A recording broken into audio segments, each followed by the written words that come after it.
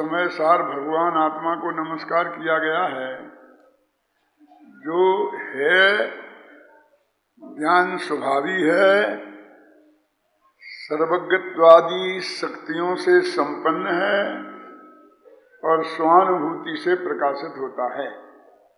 ऐसे भगवान आत्मा को मैं नमस्कार करता हूं।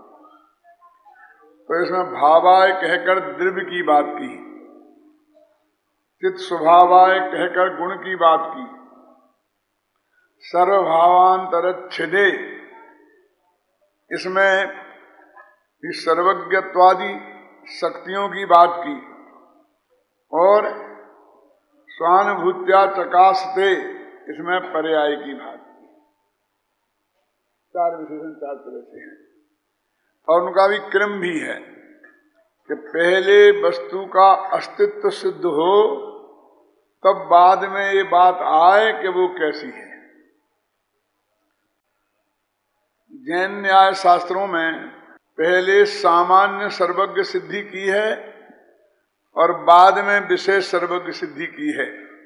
खासकर आचार्य समंतभद्र के अकलंक के शास्त्रों में सामान्य सर्वज्ञ सिद्धि उसे कहते हैं कि पहले तुम ये तो साबित करो कि दुनिया में सर्वज्ञ की सत्ता संभव है या नहीं, सर्वज्ञ कोई है या नहीं। अब कौन है और कौन नहीं है का झगड़ा बाद में निपटेंगे, है ना। महावीर हैं कि बुद्ध हैं कि कपिल हैं, ये झगड़ा बाद में होगी, पहले हो सकता है ये मानो। उसे बोलते सामान्य सर्वज्ञत्व सिद्धि, जो आत्ममीमांसा की 5वीं गाथा कारिका से शुरू होती है और 8वीं कारिका तक लगभग चलती है। फिर जब बाद में विशेष सर्वज्ञ सिद्धि आती है तो वो कहते सत्वम एवासि निर्दोषो, कि हे भगवान आप ही एकमात्र निर्दोष हो, इसका नाम है विशेष सर्वज्ञ सिद्धि। तो ऐसे ही पहले सामान्य माने द्रव्य का अस्तित्व सिद्ध करो, फिर ये सिद्ध करो कि वो कैसा है, फिर ये बताओ कि उसमें और क्या क्या माल भरा पड़ा है, फिर ये बताओ कि वो हमें कैसे प्राप्त हो सकता है। इस जगत में भी किसी भी चीज के समझने समझाने का यही क्रम है कि नहीं? कोई चीज अपन व्यापार करना है, कहीं जमीन खरीदना है, कुछ भी करना है तो पहले कहते पहले नक्की करो कि उपलब्ध है। साहब यहाँ भाव तो 40,000 बरक गए हैं बापू नगर में, कि बाद में बताना 40 हैं, 50 हैं, 25 हैं। पहले बताओ कि कहीं उपलब्ध है, भाव ही भाव हो और कोई बेचवाल होए ही नहीं तो उस भाव की क्या कीमत, अथवा कोई खरीदार ही नहीं हो। हम कहते हैं 40,000 है, लेकिन 40,000 में कोई खरीदार है नहीं तो कोरा भाव है, वो उसका कोई मतलब नहीं है। बाजार में वस्तु हो उस रूप में उपलब्ध तो उस भाव की कीमत है, यदि वस्तु उपलब्ध नहीं है तो उस भाव की कोई कीमत नहीं है। इसलिए पहले वस्तु की उपलब्धि नक्की करते हैं। आप कह दें कि हमारे यहां तो गेहूं का भाव 3 रुपए किलो है, कैसा मुझे चाहिए 1 लाख बोरी मिल जाएगी, 1 किलो की बात करो। तो बड़े बड़े मानो बिस्कुट बनाने की कंपनियां हैं, अब उन्हें तो लाखों बोरी चाहिए, तो जहां वो लाखों बोरी उपलब्ध होगी वहां वे 25 रुपए किलो होगा तो भी वहां से खरीदेंगे, और 1 किलो तुम 3 रुपया किलो भी दोगे तो तुम्हारा नहीं है। क्यों? वो कहते हैं कि हमारी जो मांग है उसकी पूर्ति होनी चाहिए। जितने में लाखों बोलियां जिस भाव में उपलब्ध हों वो भाव है, और वो भाव है कि 1 लाख बोरी हम आज बेचना चाहें तो जिस भाव में बिक जाएं वो भाव है वास्तव में लेने देने का। लेने का अलग होता है, देने का अलग होता है, थोड़ा बहुत कम होता है फर्क। हमें बेचने जाओ तो 2 पैसे कम मिलते हैं, खरीदने जाओ तो 2 पैसे ज्यादा लगते हैं, इतना तो व्यापारी समझता है, और भाव उन दोनों के बीच होता है। तो पहले भाव है कि नहीं है, तो भगवान आत्मा है कि ऐसा तो नहीं है 4 बाग जैसा कि पंचभूत मिलके आत्मा बन गया है। कि जैनियों में ऐसा कौन होगा, कि जैनियों में ऐसा कौन नहीं है, क्योंकि जिसे ये भरोसा नहीं है कि मैं जन्म के पहले था और मरण के बाद रहूंगा, वो चार वाकई है। तो आप कहोगे नहीं नहीं हमें तो पक्का भरोसा है। तो पक्का भरोसा है तो परभव के बारे में रंच मात्र भी सोच चिंतन तुम्हारा क्यों नहीं चलता है? इस भव की आजीविका की व्यवस्था के लिए तो आप दिन ना रात एक करते हो, पर अगले भव में जाना है तो क्या साथ जाएगा, क्यों वहां क्या होगा, उस भविष्य के बारे में विकल्प भी नहीं आता है। तो कैसे माने कि आप ये मानते हो कि भविष्य में भी हमारी सत्ता रहने वाली है? क्या? इसलिए कहते हैं पहले आत्मा का अनादि अनंत अस्तित्व स्वीकार करो। ये भाव आए उत्पाद व ध्रुव युक्तम सत। पहले तुम द्रव्य, भगवान आत्मा एक द्रव्य है, लेकिन अब कौन सी 73वीं गाथा में है ना, मैं एक आकाशादि की भांति, ऐसा लिखा है, आकाशादि की भांति वस्तु विशेष हूं। आकाशादि की भांति लिखा, आकाश तो एक द्रव्य है ना पहला से जी, तो मैं एक द्रव्य हूं, पहले ये नक्की करो। आत्मा हूं बाद में चलेगी बात, मैं हूं, मैं एक द्रव्य हूं, और द्रव्य की जो परिभाषा उत्पाद व ध्रुव युक्तम सत, वो मैं तीनों मेरे में हैं, उस द्रव्य की बात करो पहले तुम। फिर ये उसके आगे बढ़ते हैं कि है, ये तो नक्की हो गया।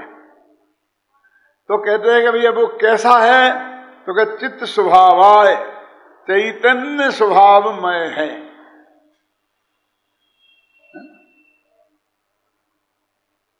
मेरा स्वभाव चित्ती शक्ति से संपन्न है, चित्ती शक्ति इसमें से ही निकली है। क्या अजड़ात में कहा चित्ती शक्ति कि मैं जड़ पदार्थ रूप नहीं हूं, मैं एक चैतन्य पदार्थ हूं। पहले तो हुआ कि मैं पदार्थ हूं, भावार्थ में क्या हुआ नक्की कि मैं गधे के सींग के समान कोरी कल्पना मात्र नहीं हूं, मैं एक ठोस वस्तु हूं, असंख्यात प्रदेशी अनंत गुणों का अखंड पिंड। फिर वो कहते हैं कि मैं जड़ रूप नहीं हूं, जड़ नहीं हूं, मैं चेतन हूं। इसका नाम है चित्ती शक्ति, माने मैं चैतन्य स्वभावी हूं, मैं ज्ञानानंद ज्ञान स्वभावी हूं। इस स्थिति में ज्ञान और दर्शन दोनों आते हैं।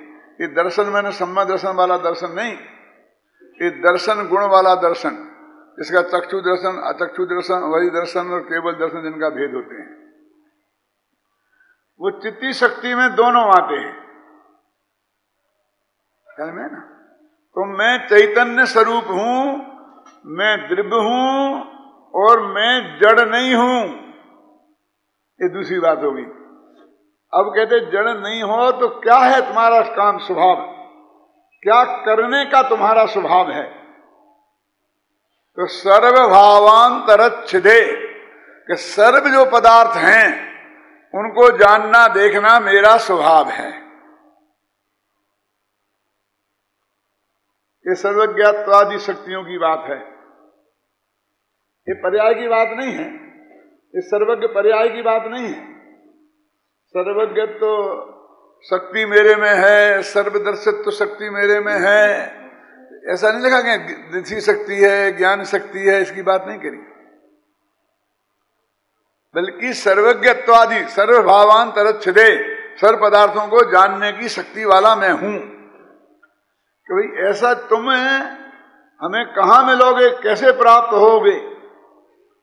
तो कहते हैं स्वानुभूत्या प्रकाशते, वो स्वानुभूति में प्रकाशित होता है।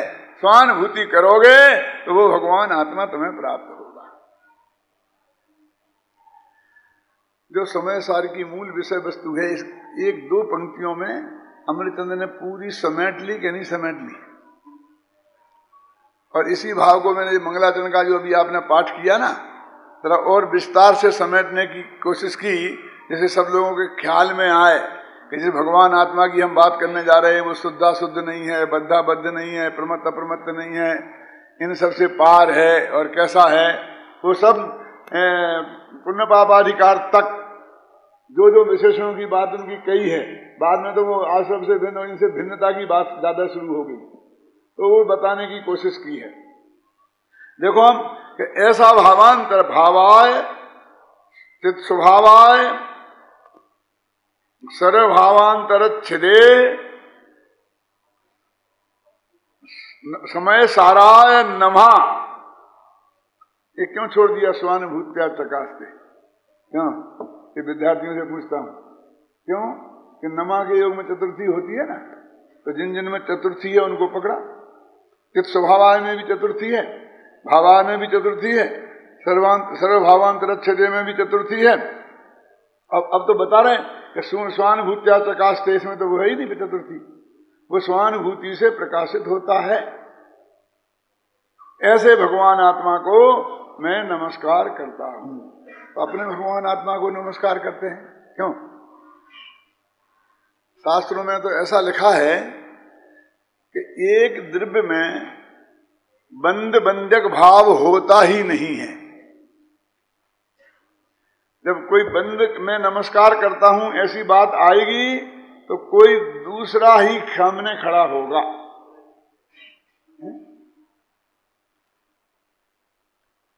लोक में ऐसा अच्छा लगता है, इसमें आपसे कोई नमस्ते, नमस्कार, नमस्कार, प्रणाम, तो मैं अपने को कहूंगा नमस्कार, प्रणाम, पंडित जी आपने सुना कि नहीं सुना?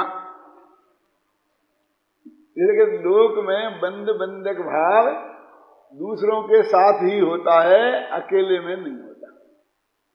तो आचार्य कहते हैं, ये तो व्यवहार का कथन है, निश्चय से तो अब अकेले में ही होता है, पर के साथ बंद बंधक भाव तो गुलामी का प्रतीक है।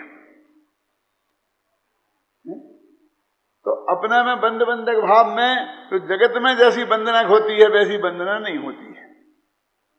तो नमा माने हाथ जोड़ के नमा माने ऐसा नमस्कार नहीं है ये। तो क्या कि मेरा ज्ञानोपयोग दर्शनोपयोग इस भगवान आत्मा में झुकता है, उसमें जाता है, यही उसका विनय है, यही उसकी नमस्कार है।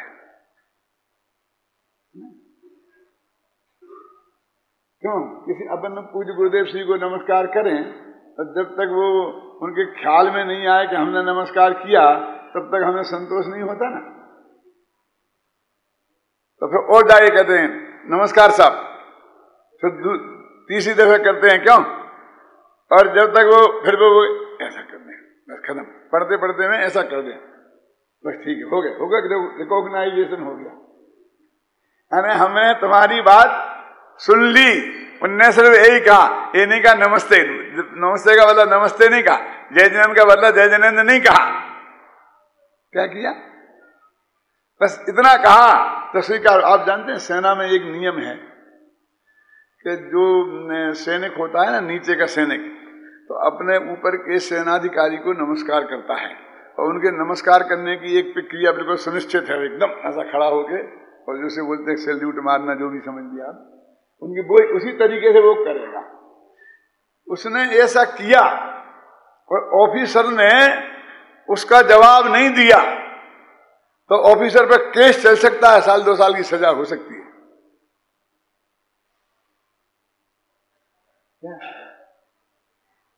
उस नमस्कार का जवाब ऑफिसर को देना ही चाहिए।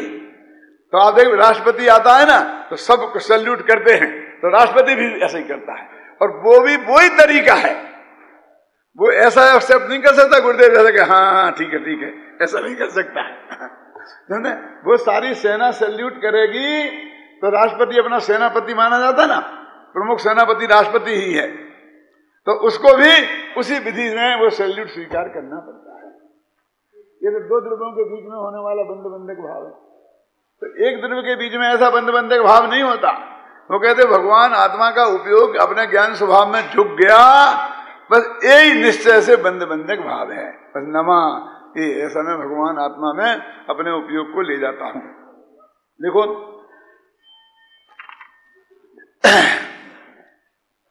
इस प्रकार देवादिदेव समय सार रूप जो भगवान आत्मा है उसको नमस्कार किया।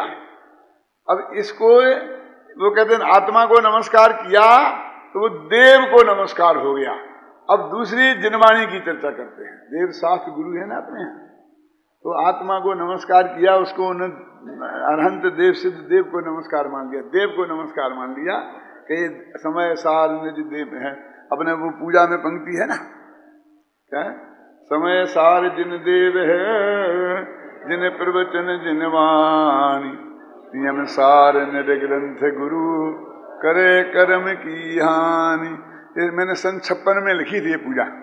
56 समझते हैं? 56, 50 साल हो गए पूरे। तो उसमें उत्तम चंद जी, समय सार जिन देव है, जिन देव समय सार का जो प्रतिपाद्य भगवान आत्मा है वो जिन देव है। और जिन प्रवचन जिन वाणी, जिन्हें भगवान का प्रवचन माने प्रवचन सार, वो जिनवाणी है। और नियम सार निर ग्रंथ गुरु, नियम सार में जो वस्तु का स्वरूप, जो साधु का निश्चय स्वरूप बताया है, वो जिसमें पालना है वो गुरु है। इसलिए समय सार, प्रवचन सार और नियम सार, इन तीनों को देव शास्त्र और गुरु के रूप में मानकर वहां नमस्कार किया है। तो पंक्ति है ना, समय सार जिन देव है, जिन प्रवचन जिन वाणी, नियम सार निर ग्रंथ गुरु हानि।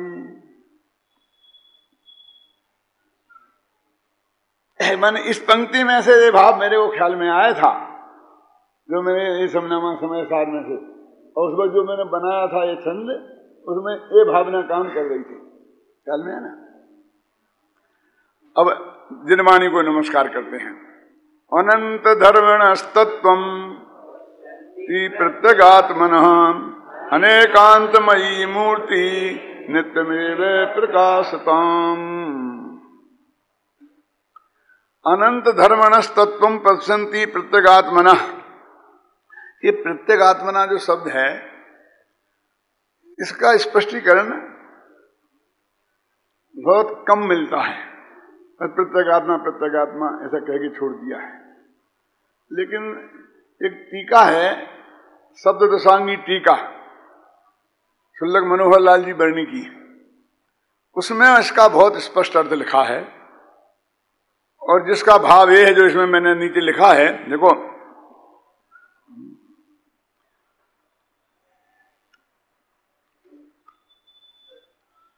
पर पदार्थों उनके गुण पर्याय रूप भावों एवं पर पदार्थों के निमित्त से होने वाले कथनचित अपने विकारों से कथनचित भिन्न एकाकार अनंत धर्मात्मक निज आत्म तत्व को देखने वाली, जानने वाली, प्रकाशित करने वाली अनेकांतमयी मूर्ति सदा ही प्रकाशित रहे, जयवंत रहे।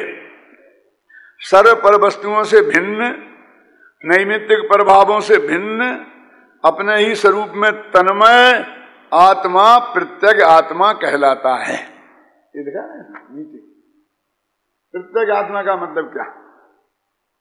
क्योंकि अपन ज्ञायक आत्मा, परम प्राण में भाव वाला आत्मा और ऐसे आत्मा के शब्द नाम तो बहुत सुने हैं, लेकिन अभी भी अपनी मुमुक्षु समाज में ये प्रत्यग आत्मा शब्द प्रचलित नहीं हुआ। वही त्रिकाली ध्रुव भगवान आत्मा के ही अर्थ में है ना, लेकिन ये प्रचलित नहीं है। यदि किसी से भी पूछो तो वो विद्वानों का ध्यान भी इसकी तरफ नहीं जाता है ना। तो उस वक्त मैंने बहुत देखा, तो यहाँ कहीं नहीं मिला, तो मुझे वो बर्णी जी की टीका में मिला।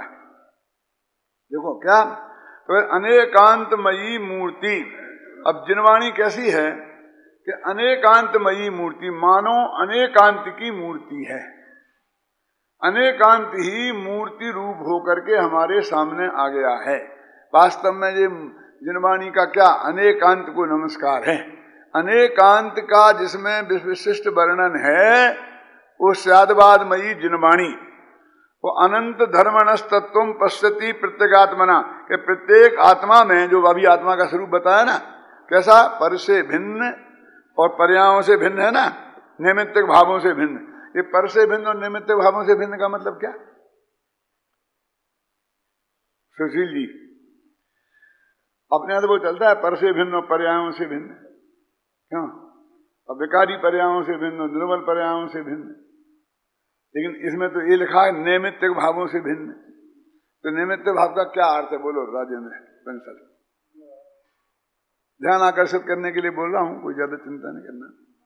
देखो, जिनमें कर्म का उदय निमित्त है उन भावों को नैमित्तिक भाव कहते हैं, यानी मोह राग द्वेष के परिणाम। ठीक है, उसे नैमित्तिक भाव कहते हैं। तो मैंने विकारी भावों से, इसके लिए नैमित्तिक भावों का शब्द है इसमें, है ना। देखो, पर सर्व पर वस्तुओं से भिन्न, ऊपर लिखा है ना, पर पदार्थों उनके गुण पर्याय रूप भावों एवं पर पदार्थों के निमित्त से होने वाले अपने विकारों से कथनचित भिन्न एकाकार, देखा ना, आ गया ख्याल में ये बात। अच्छा देखो, फिर कथनचित भिन्न लिखा, ये आप जाके उसमें भी देख लेना, उन टीकाओं में सब में, जयचंद जी छाबड़ा की में और जिसमें जिसमें भी आपको विकल्प हो, सोनगढ़ की में, जयपुर की में, जहां की भी में। तो ये कथनचित भिन्न क्यों लिखा? भिन्न ही कह देते ना डॉक्टर साहब, हैं? क्यों तुम दिन है कुछ दम इसमें कि नहीं है?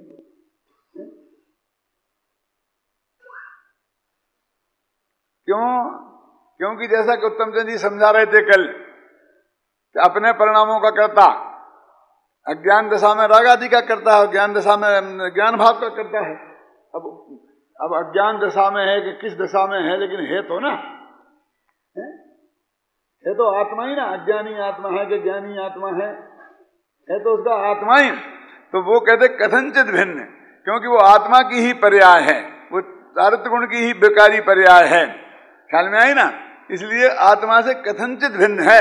वो उन्होंने बहुत अच्छे शब्द किए, प्रवचन सार में आए हैं, उत्तम जी ने बताए थे आपको। वो पर्याय द्रव्य से अनन्य जानो, यही पंक्ति थी ना। कौन सी पंक्ति थी वो? 308 गाथा से लेके 311 गाथा समय सार की है ना। तो उसमें लिखा ना, उसकी टीका में पहली पंक्ति क्या है? जीवो ही तावत कृमिनिमात्म परिणाम उत्पद्यमानो जीवा एव नो अजीवा, अजीवोपि कृमिनिमात परिणाम उत्पद्यमानो अजीवा एव नो जीवा। तो उसमें अपने द्रव्य गुण पर्याय लिया उसने, कि वो अपनी पर्याय है। राग जो है पुर्गल की पर्याय नहीं है। आज भी गुरुदेव के प्रवचन में सुबह जो कैसेट चल रहा था, उसमें बार बार एक खुलासा वो कर रहे थे कि वो जड़ में थोड़ी होता है राग, वो जड़ की पर्याय नहीं है, वो आत्मा की ही पर्याय है। तो वो कथनचित भिन्न का मतलब ये है कि अन्य रूप भिन्न। आप जानते हो भिन्नता और अन्यता, इसमें क्या फर्क है? सुनो, भिन्नता दो प्रकार की होती है, नोट कर लेना, और प्रवचन सार में है। मैं अभी बता रहा हूं, भिन्नता दो प्रकार की होती है। एक का नाम है पृथकता और एक का नाम है अन्यता। जब हम कहते हैं कि ये दो द्रव्य पृथक पृथक हैं, और हम कहते हैं दो गुण अन्य अन्य हैं, वास्तव में दो गुण पृथक पृथक हैं, कहना सही नहीं है। भाषा चलती सब है, कहीं आचार्यों ने भी प्रयोग कर लिया हो तो लेकर के मुझे दिखाने मत आना। लेकिन जो मैं बता रहा हूं वो परम सत्य है, और शास्त्र के आधार से, कुंद कुंद के आधार के साथ है कि एक द्रव्य के बीच में जो भिन्नता है, द्रव्य गुण पर्याय के बीच में, उसका नाम है अन्यता। यानी ज्ञान अलग है और आत्मा अलग है, ज्ञान अलग है और दर्शन अलग है, ज्ञान अलग है और जानना अलग है। द्रव्य और पर्याय, गुणों पर्याय के बीच का अंतर है, ये अलग अलग। ये अन्यता के अर्थ में है, इसमें प्रदेश भेद नहीं होता।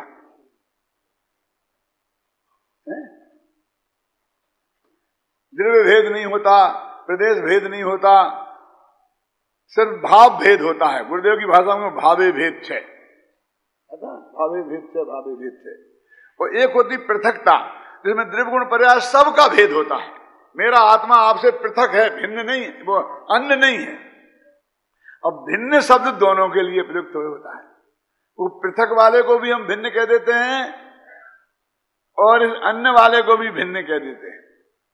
इसमें हमारे को भिन्न शब्द का प्रयोग ज्यादा होता है, इसकी वजह से हम उसे समझ नहीं पाते हैं। जब मैंने 12 भावनाएं लिखी थी तब इसमें मैंने बहुत कोशिश की, लेकिन आखिरकार मुझे हथियार डालना पड़ा। मैं बताऊं कहां की थी? सुमर भावना में देखो क्या है उसमें? संबर भावना। बोलो, संबर भावना शुरू करो। हैं? सब गायब है। देह देवल में रहे पर देह से जो भिन्न है रागे जिसमें, किंतु है जो रागे से भी अन्य है। किसी का ध्यान नहीं गया होगा कि देह से भिन्न बताया और राग से अन्य बताया है? क्यों? वो भिन्न ही द्वारा लिख देते तो अच्छा नहीं लगता है? अब आचार्यों ने भी कई जगह ऐसी मतलब प्रयोग कर दिए हैं, लेकिन मैंने भी आगे गुण भेद से भी अन्य है, अन्य लिखना चाहिए था मुझे। मैंने कई दफे अन्य लिखा, फिर काट के भिन्न कर दिया, फिर भिन्न काट के अन्य कर दिया। 25 दफे अन्य से भिन्न, भिन्न से अन्य, अन्य से भिन्न किया, और अंत में फिर मैंने वो भिन्न ही लिख दिया। गुण भेद से जो भिन्न है, वो भेद से भिन्न, वो अनुप्रास है ना भाषा का, समझे ना? तो जो आचार्यों ने भी किए हैं, लेकिन हमको समझना पड़ेगा जो अंतर है, उसको निभाने की कोशिश की, लेकिन नहीं निभा। ख्याल में आया ना आपके में? क्योंकि वो उसके अंतर्गत को तो कोई नहीं समझ पाता, और लेकिन छंद में जो मजा इसमें आता है, गुणभेद से भी भिन्न है, वो गुणभेद से भी अन्य में नहीं आता। वो ऐसे बहुत प्रयोग हैं, इस साहित्य में आते हैं, जब लिखते हैं पढ़ते हैं, और कौन जनता कितना समझती है। जो हम जब लिखते हैं, जितनी जितनी बातें उसमें सोच में माथा मार के लिखते हैं, उसमें कितना अंश आप समझ पाते हैं, ये हम ठीक है, क्या करें, उपाय नहीं है कोई दूसरा है? जो है वो कर सकते, वो कर सकते हैं। देखो तो कहते हैं पर पदार्थों, मैं उसी का अर्थ पढ़ रहा हूं, उनके गुण पर्याय रूप भावों पर पदार्थों के, तो द्रव्य गुण पर्याय तीनों आ गए पर पदार्थों के। तो ये तो पर से भिन्नता की बात में आ गए कि पर का द्रव्य भी, पर का गुण भी, और पर की पर्याय भी। अपने पर्यायों से भिन्न के नहीं, ये पर्यायों से पर की पर्याय है ना, इसलिए पर्यायों से भी भिन्न है, अन्य नहीं है, नहीं ना? क्योंकि पर की पर्याय हैं, ये पर से ही भिन्नता की बात चल रही है।